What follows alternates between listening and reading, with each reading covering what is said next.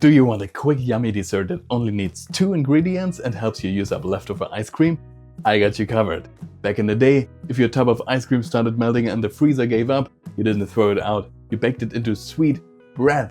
That's right, a quirky little trick from vintage kitchens that turns dessert into a loaf you can slice. Today we're bringing that forgotten gem back. Soft, sweet and unbelievably simple.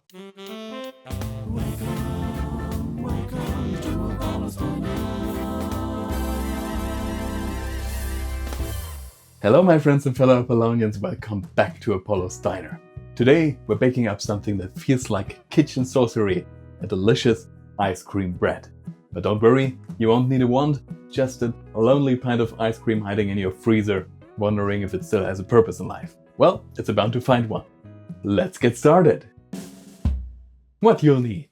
The base is really just 2 main ingredients as promised.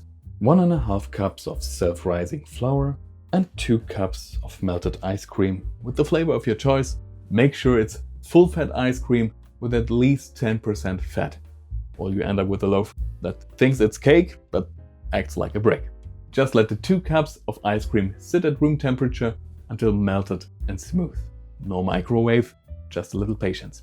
And that's basically it. It might sound like a modern internet hack, but this recipe actually goes back several decades. Ice cream bread quietly appeared in vintage cookbooks and homemaker magazines from the 50s and 60s. It was a clever way to use up melting ice cream before freezers were reliable.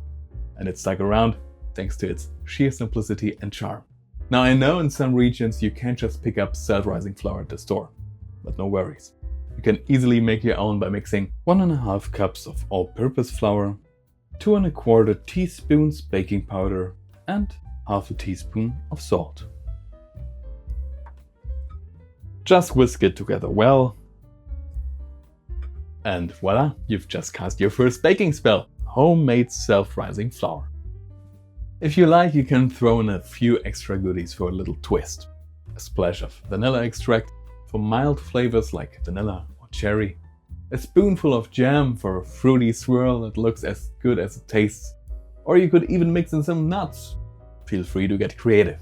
And for the topping, I highly recommend a nice thick vanilla glaze. For that we'll need 100 grams or about 3/4 cup of powdered sugar, 1 tablespoon of milk or water. I'm going with water since it helps the bread last a little longer. And a 1/4 teaspoon of vanilla extract. That's optional, but lovely for extra flavor.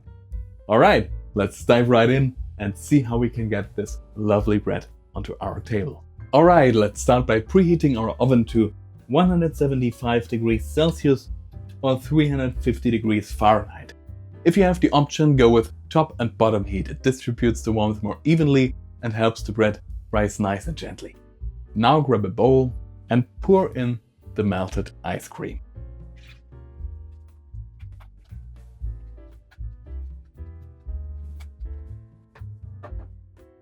Add the self-rising flour or your homemade version, step by step, and gently mix it all together. No hand mixer needed here. We want to fold it gently. It's totally fine if there are a few little lumps. Just mix until you've got a thick, scoopable batter. It should look a bit like banana bread dough. Not too runny, not too stiff, kind of like scoopable cookie dough. If you're adding extras like jam, nuts or vanilla extract, now's the time to fold them in.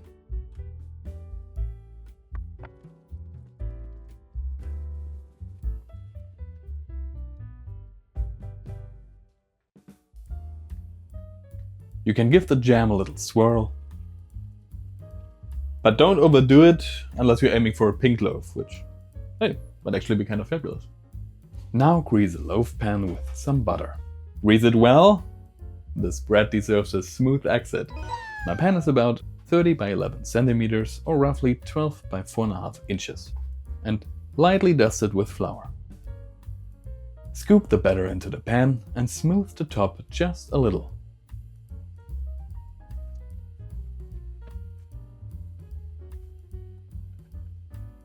Right now it looks a bit humble, but trust the process, every butterfly starts out a bit weird.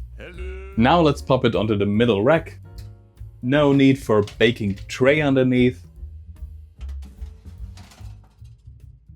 And bake it for about 30 to 35 minutes. Start checking it after 30 minutes. Time for the toothpick test. If the top is golden and the toothpick comes out clean, it's done. Look at that beauty.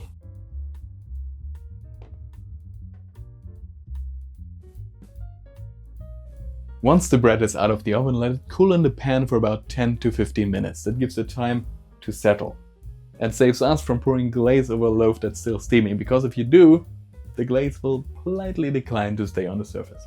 After that, gently remove it from the pan and place it on a wire rack to cool completely.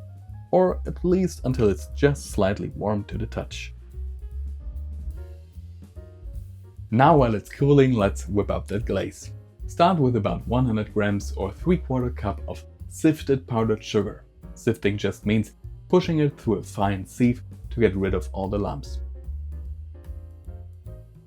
Sift the powdered sugar. Yes, it matters. I don't make the rules, I just enforce them.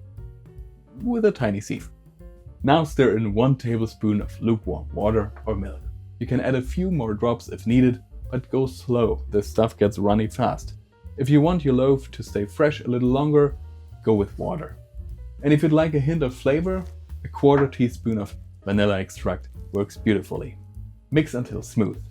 You're aiming for a thick but pourable glaze. Something that flows in slow ribbons but still holds a bit of shape. Now drizzle the glaze generously over your cooled bread. Let it drip over the edges. It's not a mess, it's a feature. If you like, add a cute maraschino cherry right in the center for that vintage soda fountain vibe. And maybe a few sprinkles on top just because you can. Give it 10 to 15 minutes to set and it's time to slice and serve. Soft, sweet and with that subtle whisper of ice cream in every bite.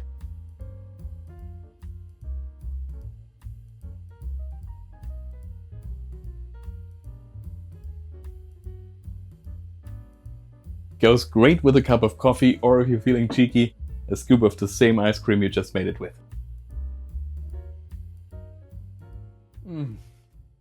I love it. And there you have it, delicious ice cream bread, a sweet little slice of vintage simplicity ready to surprise your guests, or just yourself at midnight. If you enjoyed this recipe, please don't forget to give it a like and subscribe to Apaulo Diner for more nostalgic treats and vintage kitchen magic. And if you're in the mood for something equally charming, check out this video right here. I think you'll love it. Thanks so much for spending time with me today, my friends and fellow Apolonians. Have a wonderful day, and I'll see you in the next video.